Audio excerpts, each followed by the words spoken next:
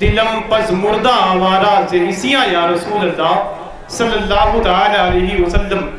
کتاب محبت میں دنیا اسے علامہ عبدالرحمن جامی کے نام سے یاد کرتی ہے۔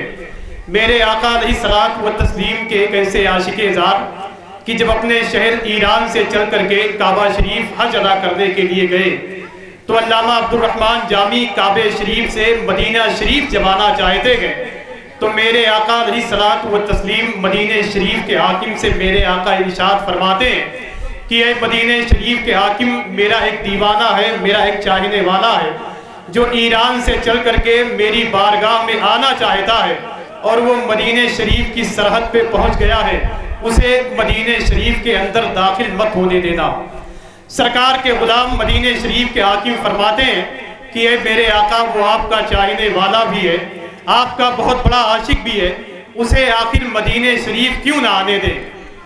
اب جواب سن لیں اپنے آقا کا، تو میرے آقا علیہ الصلوۃ والتسلیم ارشاد فرماتے ہیں کہ اے مدینہ شریف کے حاکم، وہ میرا ایک ایسا دیوانہ ہے، میرا ایک ایسا چاہنے والا ہے کہ ایران سے چل کر کے میری بارگاہ میں ایک نعت پڑھنا چاہتا ہے، اگر اس نے میری مزار مطہر کے قریب اگر آ کر پڑھ دیا تو مجھے اپنے قبر شریف سے اپنے ہاتھ کو باہر نکالنا پڑے گا اسے مبارکبادی پیش کرنے کے لیے۔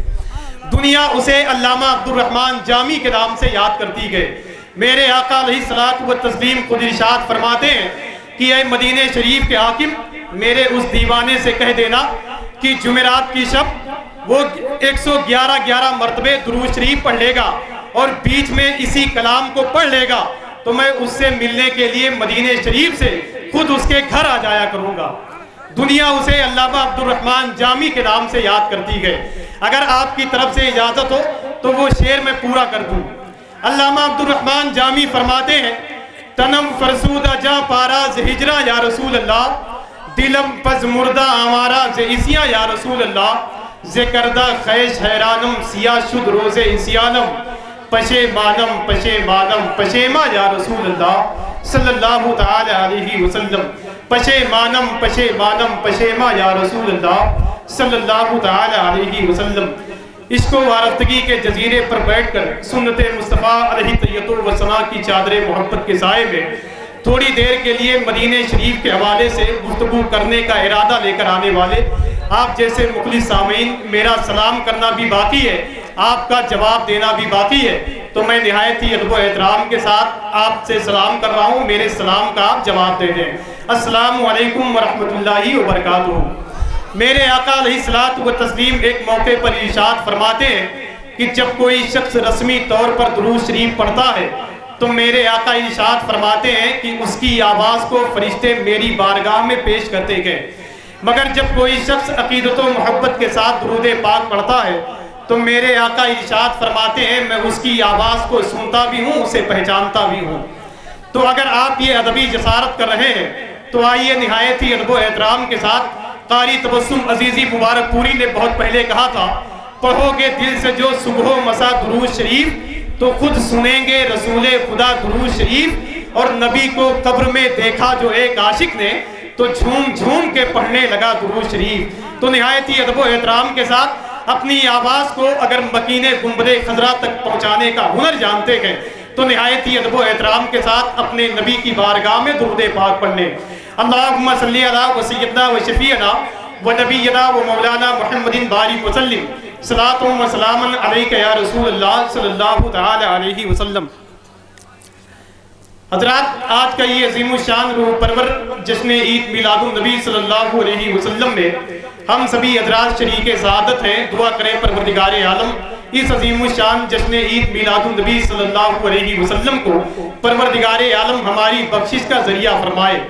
حضرات، یہ کچوچا مقدسہ کی پاکیزہ سرزمین ہے نظام الدین پور کی، جس کو نسبت تاریخ السلطنت سرکار مخدوم پاک کی ذات مقدسہ سے ہے۔ واقعی یہ وہ زمین ہے جو محتاج تعارف نہیں، پوری دنیا میں بڑے ہی ادب و احترام کے ساتھ اگر کسی زمین کا نام لیا جاتا ہے تو اس زمین کو لوگ کچوچا شریف کے نام سے یاد کرتے گئے۔ یہ سرکار مخدوم پاک کا دیار ہے کہ اگر جہاں کانٹا بھی آیا تو اس کے اندر گلاب کو شکست دینے کی صلاحیت پیدا ہو گئی۔ یہ سرکار مخدوم پاک کا دیار ہے کہ کہ جہاں اگر گونگا بھی آیا تو پروردگار عالم نے اس کی زبان میں قوت گویائی عطا کر دی۔ یہ سرکار مخدوم پاک کا دیار ہے کہ جہاں ہم جیسے لوگ جاروب کشی کرنے کے حوالے سے اس عظیم الشان تاریخ ساز سرزمین پر اپنے آپ کو پا کر بہت فخر محسوس کرتے گئے۔ دعا کریں پروردگار عالم اس عظیم الشان وادی نور احاطے نور کے سائے میں بیٹھنے والے تمام تر مخلص سامعین کی پروردگار عالم حوصلہ افزائی فرمائے، اور یہاں جتنے لوگ بیٹھے ہوئے ہیں سب کے تمام جائز مقاصد کو پورا فرمائے۔ حضرات، منبر رسول پر فخر القرہ حضرت حافظ و قاری محمد ابرار صاحب قبلہ کی زبان مقدس سے قرآن عظیم کی آیت کریمہ آپ نے سماعت کر لی۔ دعا کریں پروردگار عالم قرآن کریم کا اعجاز بادل رحمت بن کر ہم سب کو اپنے گھیرے میں لے لے۔ محترم عزت مآب خلیل الرحمان صاحب بھی بیٹھے ہوئے ہیں، اور ہندوستان کے ایک بڑے عظیم شاعر و استاذ کی حیثیت سے محترم عزت مآب اظہار مقدر صاحب قبلہ کی چوچوبی بھی بیٹھے ہوئے ہیں، آپ جیسے مخلص سامعین بھی بیٹھے ہوئے ہیں۔ اچھا یہ بتائیں کہ جو لوگ وہاں کھڑے ہوئے ہیں کیا ان لوگوں کو آپ نے منع کر دیا یہاں آنے سے، یا پھر ان کی مرضی ہے کہ یہ لوگ وہیں کھڑے ہوئے ہیں؟ میں ان سے گزارش کروں گا کہ اگر میری آواز سن رہے ہیں تو میرے قریب اتنا چلے آئیں کہ خود مجھ میں سما جائیں، یا تو پھر میری نگاہوں سے اتنی دور چلے جائیں کہ میری نظریں آپ کا پیچھا کرتے کرتے تھک جائیں۔ مجھ کو کوئی نہیں جانتا، میں بے حیثیت آدمی ہوں، خود مجھ کو میرے گھر کے لوگ نہیں جانتے ہیں، یہ بالکل صاف بات ہے۔ لیکن اگر آپ نے مجھ کو پہچان لیا ہے تو تھوڑا سا مجھ پہ کرم کریں۔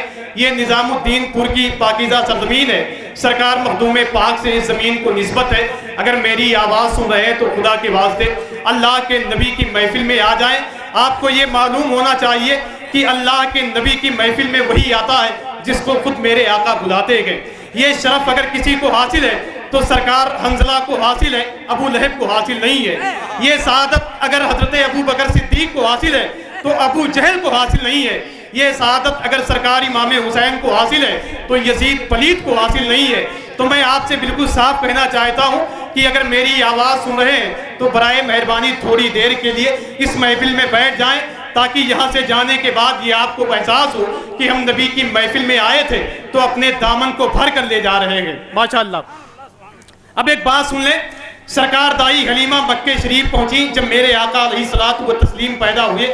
اس کے کچھ دن کے بعد سرکار دائی حلیمہ میرے آقا کو لے کر اپنے آنگن شریف میں آ گئی۔ تو سرکار دائی حلیمہ خود فرماتی ہیں کہ میرے آنگن شریف میں کھجور کا ایک درخت تھا جو بالکل مر چکا تھا، لیکن جب میرے آقا علیہ الصلوۃ والتسلیم نے اپنے قدم ناز کو رکھا تو کھجور کا درخت جو بالکل مر چکا تھا وہ سرسبز و شاداب ہو گیا۔ دائی حلیمہ فرماتی ہیں کہ میرے شوہر مکہ کے بازار میں اس کو فروخت کر کے اپنے گھر کا خرچہ سنبھال لیا۔ تو میرے آقا علیہ الصلوۃ والتسلیم نے پہلے ہی دن ثابت کر دیا کہ اے حلیمہ تو میری کیا پرورش کرے گی، تیرے گھر کی پرورش کرنے کے لیے میں خود آ گیا ہوں، تیری گھر کی پرورش کرنے کے لیے میں خود آ گیا ہوں۔ اگر اجازت دیں کچھوچا شریف والے تو آمد رسول کی مناسبت سے میں نعت کے کچھ شعر پڑھ دوں۔ کتنے لوگوں کی طرف سے اجازت ہے اپنے ہاتھوں کو اٹھا کر بول دیں یا رسول اللہ۔ اب ایک شعر سن لیں آپ کہ شبنم جبل پوری کہتے ہیں شمع کی لو نہ بجھی اور نہ لہرائی ہے۔ میں ان لوگوں سے ملنے کے لیے آیا ہوں کہ جو لوگ مجھ سے ملنے کے لیے آئے ہیں۔ میں اپنی نظامت کا پہلا شعر پڑھ رہا ہوں اس حوالے سے کہ میں یہ دیکھنا چاہتا ہوں کہ جو لوگ نظامت سننے کے لیے آئے پوری رات مجھے اپنا چہرہ کس کی طرف مائل کرنا ہے۔ بالکل آہستہ زبان میں ایک شعر سن لیں، اس کے بعد جب موقع رہے گا انشاءاللہ تو میں آپ کی خدمت کروں گا۔ شبنم جبل پوری کہتے ہیں شمع کی لو نہ بجھی اور نہ لہرائی ہے، شمع کی لو نہ بجھی اور نہ لہرائی ہے، یوں زیارت کو تیرے در پہ ہوا آئی ہے۔ شمع کی لو نہ بجھی اور نہ لہرائی ہے، یوں زیارت کو تیرے در پہ ہوا آئی ہے، دلہنیں بنتی ہے جو ہوتی تھی زندہ درگور، تیری سرکار میں ماتم نہیں شہنائی ہے۔ دلہنیں بنتی تھی جو ہوتی تھی زندہ درگور، تیری سرکار میں ماتم نہیں شہنائی ہے۔ زندگی دلہنیں بنتی تھی جو ہوتی تھی زندہ درگور، تیری سرکار میں ماتم نہیں شہنائی ہے۔ اچھا یہ بتائیں کہ شعر سننے میں آپ کو کہیں سے تکلیف تو نہیں ہو رہی ہے؟ اگر ہوگی بھی تو کیا کر لیں گے، ہے نا؟ بالکل صاف سیدھی بات ہے۔ شمع کی لو نہ بجھی اور نہ لہرائی ہے۔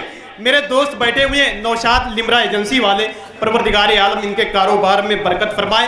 थोड़ा सा ये निजामत का तमहीदी जुमला है जो थोड़ा सा वक्त है, इसके लिए माफ करेंगे स्टेज वाले। शम्मा की लौ न बुझी और ना लहराई है, यूं जियारत को तेरे दर पे हवा आई है, और दुल्हने बनती है जो होती थी जिंदा दरगोर, तेरी सरकार में मातम नहीं शहनाई है, तेरी सरकार में मातम नहीं शहनाई है। लोग आते हैं तो आती है घरों में रौनक, आप आए तो जमाने में बहार आई है। लोग आते हैं तो आती है घरों में रौनक, आप आए तो जमाने में बहार आई है, आप आए तो जमाने में बहार आई है, आप आए तो जमाने में बहार आई है।